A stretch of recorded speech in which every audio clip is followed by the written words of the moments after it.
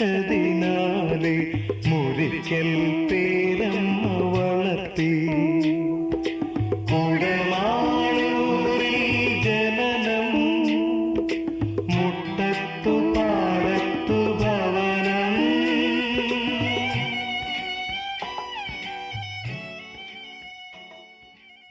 എൻ്റെ ദൈവവിളിക്ക് പ്രചോദനമായി തീർന്ന ഒരു മണ്ണിലാണ് ഞാനിപ്പോൾ നിൽക്കുന്നത്. ഇത് പുരാതന പ്രസിദ്ധമായ ഭരണങ്ങാനം സെൻറ്റ് മേരീസ് ദേവാലയത്തിൻ്റെ മണ്ഡലമാണ്. ഇവിടെ നിൽക്കുമ്പോൾ നാം നേരെ ദൂരെ കാണുന്നത് വിശുദ്ധ അൽഫോൻസാമ്മയുടെ കബറിടം സ്ഥിതി ചെയ്യുന്ന ദേവാലയവും പരിസരവുമാണ്. ഒരു പള്ളിയെക്കുറിച്ചുള്ള എൻ്റെ ആദ്യത്തെ ഓർമ്മ ഈ പള്ളിയെക്കുറിച്ചുള്ളതാണ്. കാരണം എൻ്റെ വല്യപ്പച്ചൻ്റെയും വല്യമ്മയുടെയും ഒക്കെ ഒപ്പം 5 വയസ്സ് വരെയുള്ള കാലഘട്ടം കഴിഞ്ഞുകൂടിയ അവസരത്തിൽ അവരോടൊപ്പം ഈ പള്ളിയിലാണ് ഞാൻ ആദ്യമായി വിശുദ്ധ കുർബാന കാണാനും ദേവാലയത്തിലെ ചടങ്ങുകളെല്ലാം കണ്ടു മനസ്സിലാക്കാനും ഇടയായത്. അങ്ങനെ പള്ളിയെക്കുറിച്ചുള്ളൊരു സങ്കല്പം എൻ്റെ മനസ്സിൽ നിറഞ്ഞു നിൽക്കുന്നത് ഭരണങ്ങാനം ഭവന പള്ളിയെക്കുറിച്ചാണ്. ചെറുപ്പം മുതലേ അൽഫോൻസാമ്മ എനിക്ക് വളരെ പ്രിയപ്പെട്ട ഒരു പുണ്യവതിയായിരുന്നു. കാരണം അൽഫോൻസാമ്മ എൻ്റെ കുടുംബത്തിലൊരംഗത്തെ പോലെ എന്ന് പറയാൻ തക്ക വിധമുള്ള ബന്ധം ഞങ്ങളുടെ കുടുംബത്തിന് അൽഫോൻസാമ്മയായിട്ടുണ്ട്. അൽഫോൻസാമ്മയുടെ മദറായിരുന്ന മർത്താമ്മ, കുന്നംപുറത്ത് കുടുംബത്തിലെ മർത്താമ്മ ഞങ്ങൾക്ക് പേരമ്മയാണ്. അപ്പം അതുകൊണ്ട് മഠത്തിൽ പേരമ്മയെ കാണാനായിട്ട് ഇവിടെ വരുന്നതിനെക്കുറിച്ചും അങ്ങനെ അൽഫോൻസാമ്മയെ നേരിട്ട് കാണുന്നതിനെക്കുറിച്ചൊക്കെ എൻ്റെ ചാച്ചനും അമ്മയും മൂത്ത സഹോദരിയൊക്കെ പറഞ്ഞത് ഞാൻ ഓർക്കുന്നുണ്ട്. ഞാൻ ജനിച്ചത് അൽഫോൻസാമ്മ മരിച്ച് 3 കൊല്ലങ്ങൾക്ക് ശേഷമാണ്. എന്നാൽ ആ ഓർമ്മ വെച്ച കാലം മുതൽ അൽഫോൻസാമ്മയെക്കുറിച്ച് ധാരാളം സംഭവങ്ങൾ വല്യമ്മയിൽ നിന്നും, കാരണം വല്യമ്മയുടെ ചേച്ചിയായിരുന്നു ഇവിടെ മഠത്തിൽ പേരമ്മയായിരുന്ന ആ അമ്മയായിരുന്നു ഇവിടെ മദറായിരുന്നു. അങ്ങനെ അൽഫോൻസാമ്മയെക്കുറിച്ചുള്ള ആ അറിവും വലിയ ഭക്തിയും ചെറുപ്പം മുതലേ എനിക്കുണ്ടായിരുന്നു. അതുകൊണ്ട് എൻ്റെ ദൈവവിളിയുടെ കാര്യത്തിൽ ഈ ഇടവകയും അൽഫോൻസാമ്മയും ഒക്കെ ഒരുപാട് പങ്കുവഹിച്ചിട്ടുണ്ട്.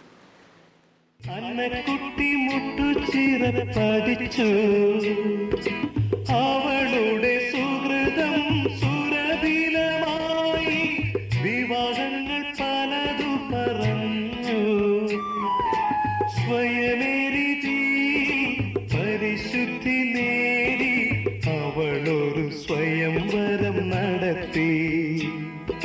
സ്വയമേരി പരിശുദ്ധി നേടി അവളൊരു സ്വയംവരം നടത്തി.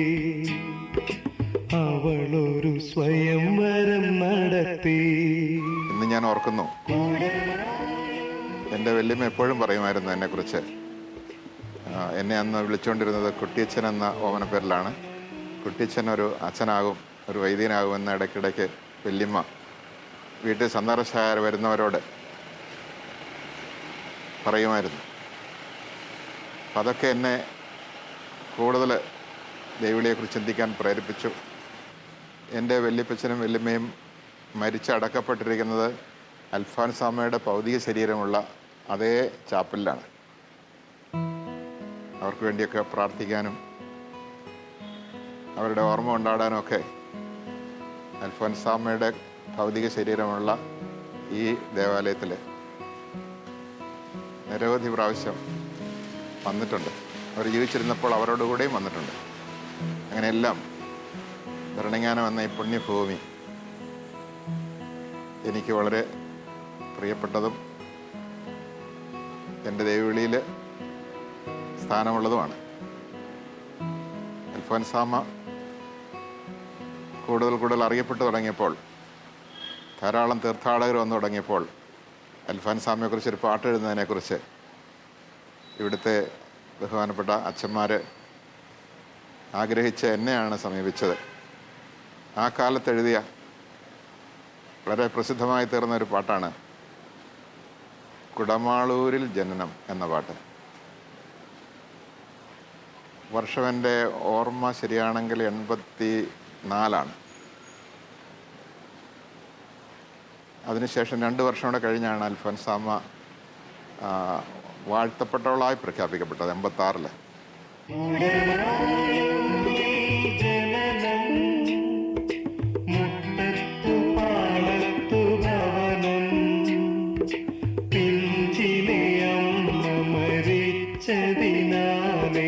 മുരിക്കൽ പേരമ്മ വളർത്തി കുടമാളൂരിൽ ജനനം മുട്ടത്തു പാടത്തു ഭവനം.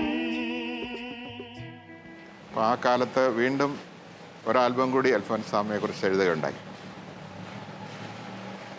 അതിനകത്തൊരു പാട്ടാണ് കെറുവാണോ കെറുവാണോ ഈശയ്ക്കുന്നവൻ്റെ കെറുവാണോ. അൽഫോൻസാമ്മയുടെ ഒരു കത്ത് വായിച്ചപ്പോൾ ആ കത്തിലുണ്ടായിരുന്ന ഒരു പ്രമേയമാണ്. അൽഫോൻസാമ്മ ആധ്യാത്മിക പിതാവിന് എഴുതുകയാണ്, എനിക്കിന്ന് ഇതേവരെ സഹനങ്ങളൊന്നും ഉണ്ടായില്ല. എൻ്റെ ഈശോയ്ക്ക് എന്നോട് കെറുവായിട്ടാണോ എനിക്ക് സഹനങ്ങളൊന്നും ഇല്ലാതിരിക്കുന്നത് എന്ന് അൽഫോൻസാമ്മ ആ എഴുത്തിലൂടെ ആധ്യാത്മിക പിതാവിനോട് ചോദിക്കാം. അപ്പം എത്രമാത്രം അൽഫോൻസാമ്മ സഹനത്തിലൂടെ വിശദീകരിക്കപ്പെട്ടു എന്നുള്ളതിൻ്റെ തെളിവാണത്. സാധാരണ ആളുകൾ സഹനത്തെ ഒരിക്കലും ഇഷ്ടപ്പെടുന്നില്ല. ഈശോ പറഞ്ഞത് തന്നെ പരിത്യജിച്ച് സഹനം സ്വീകരിക്കണമെന്നാണ്. ഈശോ ആ സഹനത്തിൻ്റെ വഴിയെ പോയ ആളാണ്. അൽഫോൻസാമ്മയ്ക്ക് ആ വഴി അറിയാമായിരുന്നു. അതുകൊണ്ട് ജീവിതത്തിൽ സഹനങ്ങളുണ്ടാകുമ്പോൾ, ക്ലേശങ്ങളുണ്ടാകുമ്പോൾ സ്വയം ശൂന്യമാക്കാൻ കിട്ടിയ ഒരവസരമായി അൽഫോൻസാമ്മ അതിനെ പ്രയോജനപ്പെടുത്തി. ആരൊക്കെ സഹനത്തെ സ്വയം ശൂന്യമാക്കാൻ അവസരമായി പ്രയോജനപ്പെടുത്തുന്നു, ആ സഹനത്തിൻ്റെ സ്വയം ശൂന്യമാക്കലിലാണ് ദൈവം കടന്നു വരുന്നത്, ഈശോ കടന്നു വരുന്നത്. പലരും സഹനം ഇഷ്ടപ്പെടാതെ, ത്യാഗം സഹിക്കാൻ സന്നദ്ധമാകാതെ ഒരുപാട് പ്രാർത്ഥനയും സുഹൃതാഭ്യാസങ്ങളൊക്കെ നടത്തി കൂട്ടാറുണ്ട്. പക്ഷെ അവരൊന്നും വിശുദ്ധിയിൽ വളരുന്നതായിട്ട് ഞാൻ കാണാറില്ല. വിശുദ്ധിയിൽ വളരുന്നത് ഈശോയ്ക്ക് വേണ്ടി തന്നെ പരിത്യജിക്കാൻ, സഹനം സ്വീകരിക്കാൻ തയ്യാറാകുന്ന ഒരു മനസ്സുള്ളപ്പോഴാണ്. ആ കാര്യത്തിൽ അൽഫോൻസാമ്മ എനിക്ക് വലിയ മാർഗദർശനമാണ്. കാരണം വിശുദ്ധിയുടെ യഥാർത്ഥമായ മാർഗം കണ്ടെത്തിയവളാണ് അൽഫോൻസാമ്മ. അത് കണ്ടെത്താൻ അൽഫോൻസാമ്മയുടെ മാധ്യസ്ഥം നമ്മളെ സഹായിക്കുന്നുണ്ട്.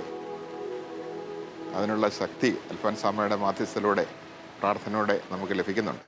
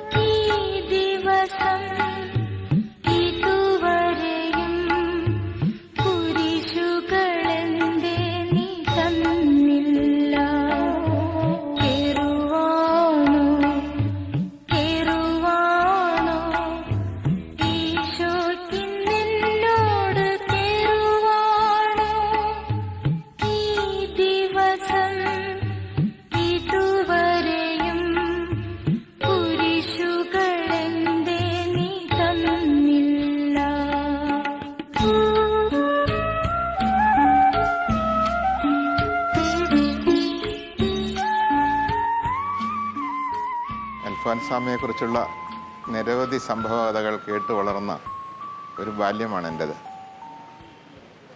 ഒരിക്കലും എൻ്റെ വീട്ടുകാർ മഠത്തിൽ പേരമ്മയെ കാണാൻ വേണ്ടി ഭരണങ്ങാനം FCC കോൺവെൻറ്റിൽ വന്നു. കൂടെ 1 വയസ്സ് പോലും പ്രായം തികയാത്ത എൻ്റെ ഒരു ചേച്ചിയും ഉണ്ടായിരുന്നു. ആ പിഞ്ച് ബാലിക ഏതോ അസ്വസ്ഥത കാരണം നിർത്താതെ കരയാനും നിലവിളിക്കാനും തുടങ്ങി. കരഞ്ഞ് കരഞ്ഞ് അവൾ അവശയായി. എന്നിട്ടും കരച്ചിൽ നിർത്തുന്നില്ല. എല്ലാവരും അവളെ ആശ്വസിപ്പിക്കാനും കരച്ചിൽ നിർത്താനും ശ്രമിച്ചു. അവസാനം മഠത്തിൽ പേരമ്മയും ശ്രമിച്ചു. എല്ലാവരും പരാജയപ്പെട്ടൊരു സാഹചര്യത്തിൽ പേരമ്മ, മദറായ സിസ്റ്റർ അൽഫോൻസാമയെ കൂട്ടിക്കൊണ്ടുവന്നു. അങ്ങനെ അൽഫോൻസാമ വന്ന് വാത്സല്യത്തോടെ കുഞ്ഞിനെ ഒന്ന് തലോടുകയും ഒന്ന് പുഞ്ചിരിക്കുകയും ചെയ്തു. ആ ക്ഷണത്തിൽ തന്നെ കുഞ്ഞിൻ്റെ കരച്ചിൽ നിന്നു പെട്ടെന്ന് കുഞ്ഞ് പുഞ്ചിരിക്കാൻ തുടങ്ങി. പിന്നീട് ആ ചിരി മധുരമായൊരു കിളികിളി ചിരിയായി ഉയർന്നു. എല്ലാ ക്ഷീണവും ആ സമയത്ത് മാറി. ഈ കഥ അന്ന് കേട്ടപ്പോൾ ഞാൻ കോരിത്തെരിച്ചിരുന്നു പോയി. ആ ചേച്ചി ഇന്നൊരു കന്യാസ്ത്രീയാണ്. ആ ചേച്ചിയൊക്കെ എനിക്ക് എൻ്റെ ദൈവവിളിക്ക് പ്രചോദനമായിട്ടുണ്ട്.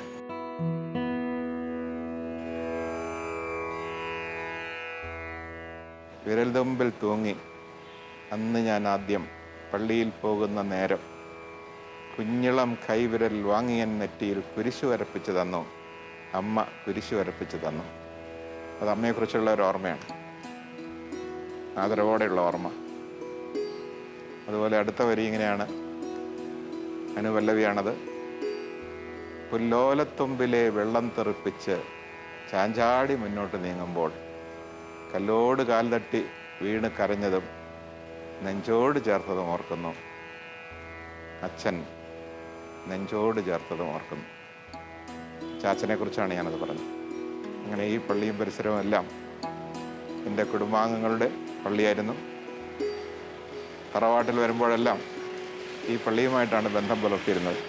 പിന്നീട് ഈ പള്ളിയിൽ തന്നെ ധ്യാനം പ്രസംഗിക്കാനും അൽഫോൻസാമയുടെ തന്നെ സവിശേഷമായ ഒരു ചടങ്ങിൽ അച്ഛന്മാരോട് പ്രസംഗിക്കാനും എല്ലാം ഇവിടെ നിന്ന് എനിക്ക് ക്ഷണം കിട്ടിയപ്പോൾ ഒത്തിരി സന്തോഷവും അൽഫോൻസാമയോടുള്ള സ്നേഹവും എന്നിൽ ഭക്തി നിറഞ്ഞ അവസരങ്ങളായിട്ട് ഞാനതിനെ ഇന്ന് ഓർക്കുന്നു. പതിവുള്ള പരവശമൊരു ദിനമമ്മയെ മരണത്തിലേക്കു വിളിച്ചു. നിരവധി പേരിൽ അനുഗ്രഹം വഴിഞ്ഞു തിരുസഭ മകളെ വാഴ്ത്തി. കുടമാളൂരിൽ ജനനം, മുട്ടത്തു പാടത്തു ഭവനം.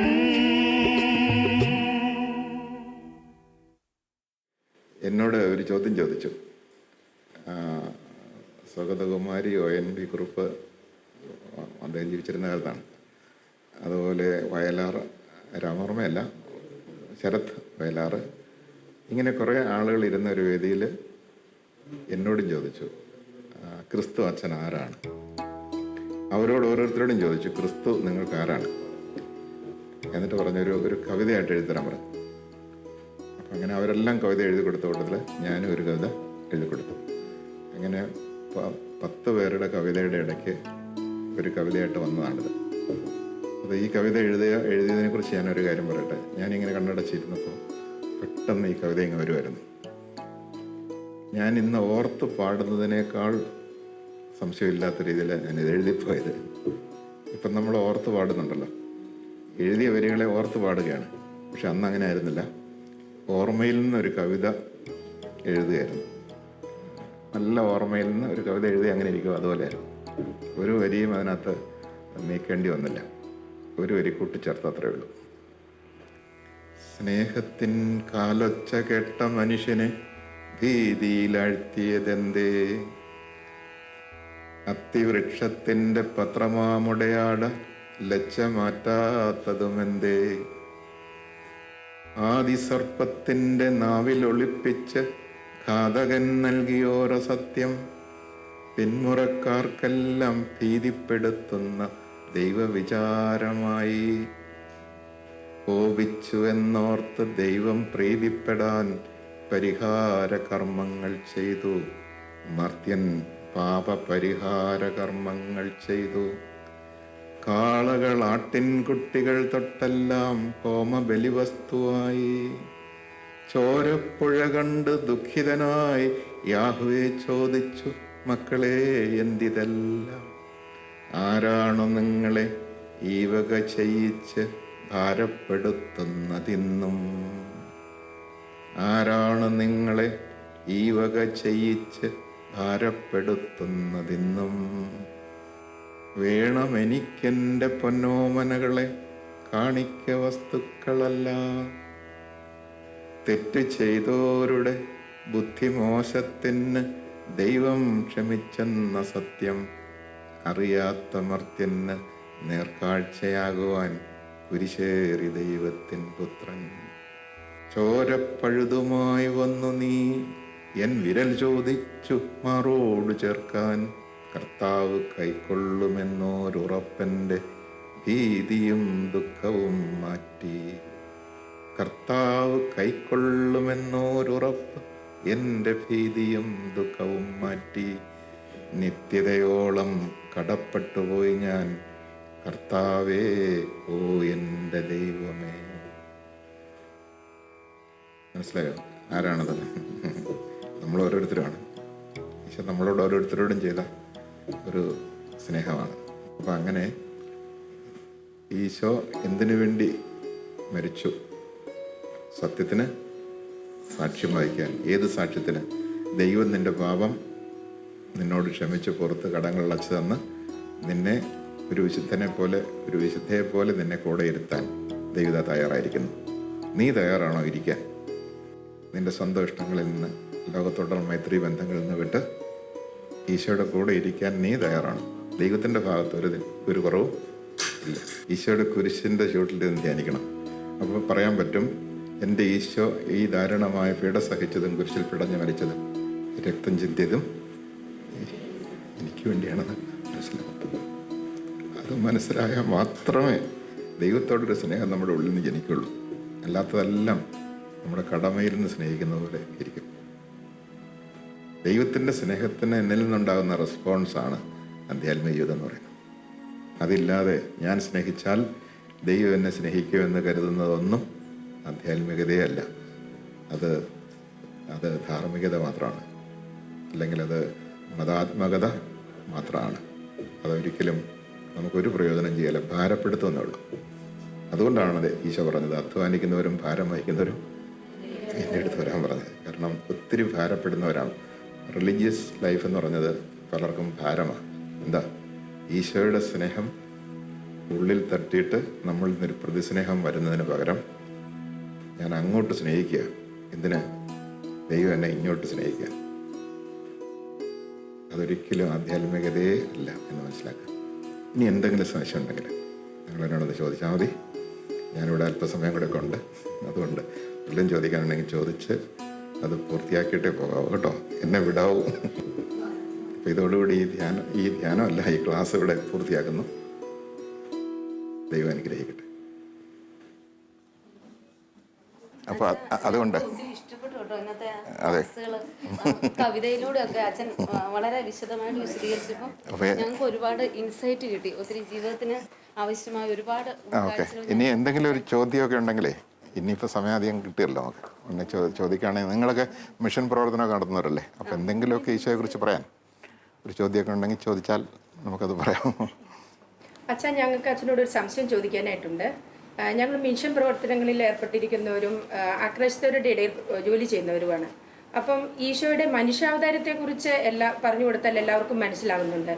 എന്നാൽ ഈശോയുടെ കുരിശു മരണത്തിലൂടെ എങ്ങനെ മനുഷ്യരക്ഷ സാധിച്ചു എന്നതിനെക്കുറിച്ച് ചോദിക്കുമ്പോൾ പലപ്പോഴും ഞങ്ങൾക്ക് അതിന് പറയാനായിട്ട് സാധിക്കാറില്ല. അതിനെക്കുറിച്ച് അച്ഛൻ എന്താണ് അച്ഛൻ പറയുന്നത്?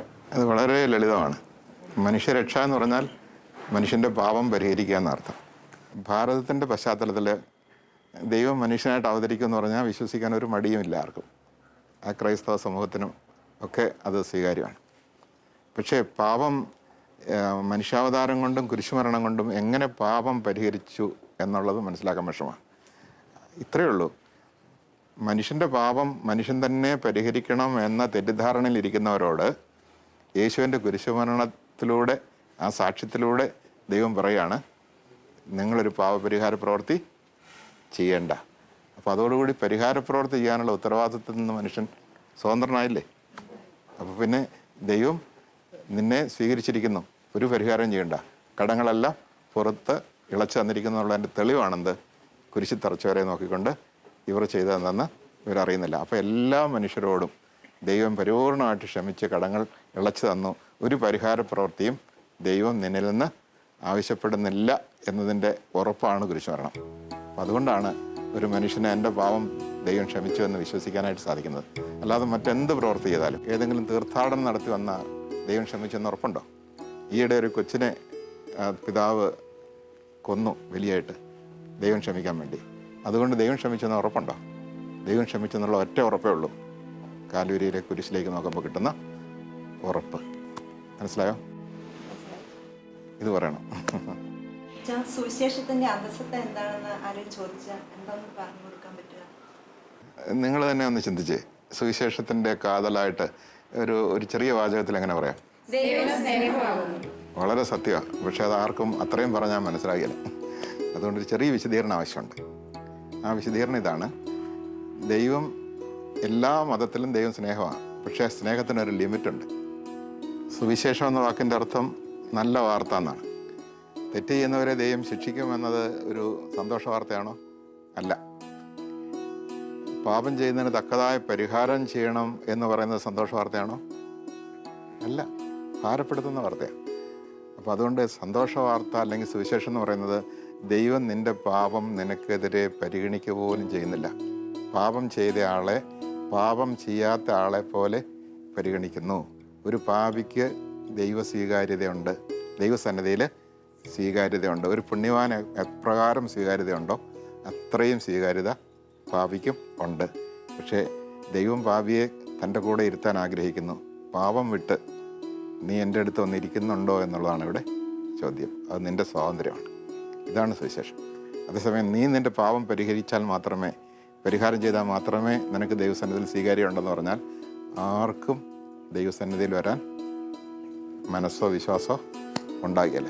അതാണ് ഈശോയുടെ വചനത്തിൻ്റെ സദ്വാർത്തയും ജീവിതത്തിൻ്റെ സദ്വാർത്തയും. Praise the Lord. ചോദ്യകർത്താവിന് മനസ്സിലായോ? എല്ലാവർക്കും മനസ്സിലായോ? ഇനിയൊരു ബ്രേക്ക്. അത് കഴിഞ്ഞിട്ട് നമുക്ക് അടുത്ത സെഷൻ ആരംഭിക്കാം.